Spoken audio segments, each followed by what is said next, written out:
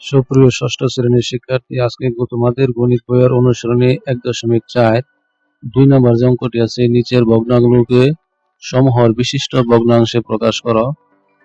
দেখো ক নম্বর কি বলতেছে, 5/2, 10/7 এবং 40/9।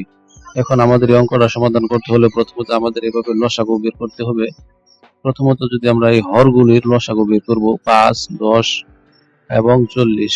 প্রথমত 5 দিয়ে যদি নেই 1 হবে, 5 দিয়ে নিলে 10 এর মাঝে 5 দুইবার যাবে, 5 8 40, 40 এর মাঝে 5 যাবে 8 বার। তারপর যদি 2 দিয়ে নেই 1 এর 1, 2 এর 1, 8 এর 4। তাহলে দেখো আমরা এখানে কি পেলাম, 5 পেলাম একটি, 2 পেলাম একটি, 4 পেলাম একটি।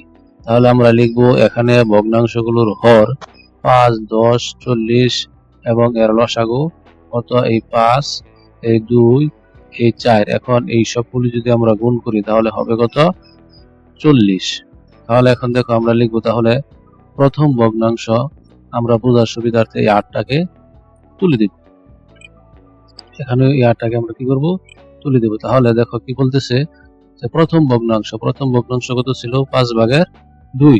তাহলে লিখলাম 5/2।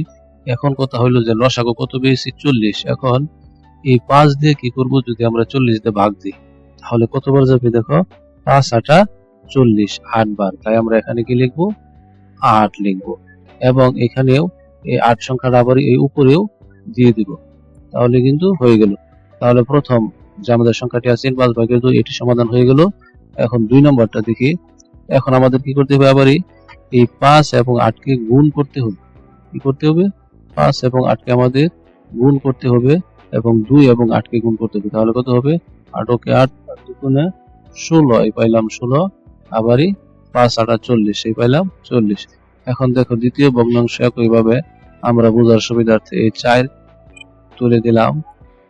এখন দেখো দ্বিতীয় ভগ্নাংশ 7/10। এই দেখো 7/10, আমরা ঢাক লিখলাম। লিখার পরে আমরা দেখো লসাগু কত পেয়েছিলাম, এই 40। এখন 40 দিয়ে আমরা কি করব, এই 10 এর যদি আমরা 40 দিয়ে গুণ করি তাহলে কতবার যাবে, 4 বার। 4 10 40।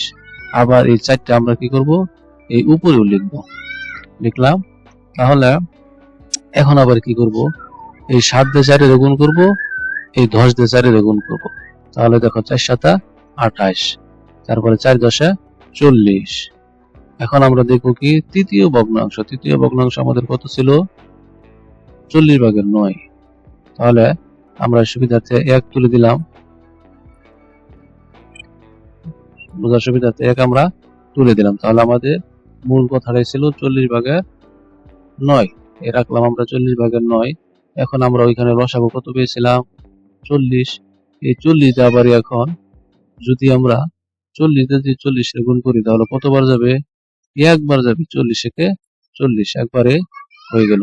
আবার এই একটা আমরা কি করব, এই উপরেও দিয়ে দেব। এখন আমরা 9 দিয়ে যদি 1 এর গুণ করি, 9 কে 9, 40 একে 40। তাহলে দেখো আমরা কি লিখতে পারি, অতএব সমহর বিশিষ্ট ভগ্নাংশগুলো। তাহলে দেখো 1 নম্বরের মধ্যে আমরা কত পেয়েছিলাম, এই যে 1 নাম্বার, এটাতে এই যে গুণ করে নিচেরটা উপরেটা গুণ করে কত পেয়েছিলাম, 40/16। 40/16, এই 40/16। আর এই 2 নাম্বার, এটার মধ্যে কত পেয়েছিলাম, 40/28। এই হলো 40/28। এবং তৃতীয়টা কত পেয়েছি, 40/9। এই হলো এই 2 নাম্বার যে প্রশ্ন ছিল তার উত্তর। আজকে এ পর্যন্তই। বাকি ভিডিও পেতে চ্যানেলটি সাবস্ক্রাইব করে রাখুন। সে পর্যন্ত ভালো থাকো, ধন্যবাদ।